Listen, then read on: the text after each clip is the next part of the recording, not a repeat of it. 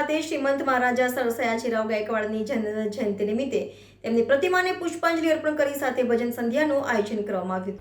વડોદરા શહેરના કીર્તિ મંદિર ખાતે શ્રીમંત મહારાજા સર સયાજીરાવ ગાયકવાડની જન્મ જયંતિ નિમિત્તે તેમની પ્રતિમાને પુષ્પાંજલિ અને ફૂલહાર કરી પુષ્પાંજલિ અર્પણ કરવાનો કાર્યક્રમ યોજવામાં આવ્યો હતો, જેમાં ઉપસ્થિત મહારાજા સમરજીત ગાયકવાડ તથા કોંગ્રેસ પ્રમુખ ઋત્વિજ જોશી તથા વિપક્ષ નેતા ચંદ્રકાંત બત્તુ, પુષ્પાબેન વાઘેલા, કપિલ જોશી અને અન્ય મહાનુભાવોની હાજરીમાં શ્રીમંત મહારાજા સયાજીરાવ ગાયકવાડની જન્મ જયંતિ નિમિત્તે હાજરી આપી હતી અને પુષ્પાંજલિ અર્પણ કરી હતી, જેમાં વધુ માહિતી મીડિયા સમક્ષ સમરજીતસિંહ ગાયકવાડે વધુ માહિતી આપી હતી.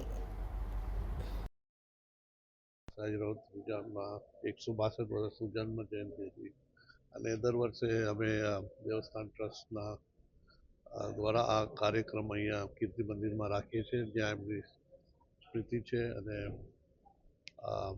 સવારે એમનું દર્શન લઈએ છીએ. એના પછી ભજનો થાય છે અને ઘણા બધા લોકો જે મારા સયાજીરાવને તર્પણ આપવા માટે અહીંયા આવે છે અને આજે એક એમનો દિવસ છે. આ શહેર માટે મહત્વનો દિવસ છે અને બધી જ જગ્યા શહેરમાં આજે સયાજીરાવ મહારાજના જન્મદિવસ ઉપર બધા જ એમને શ્રદ્ધાંજલિ આપે છે.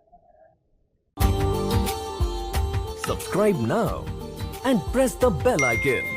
Never miss an update.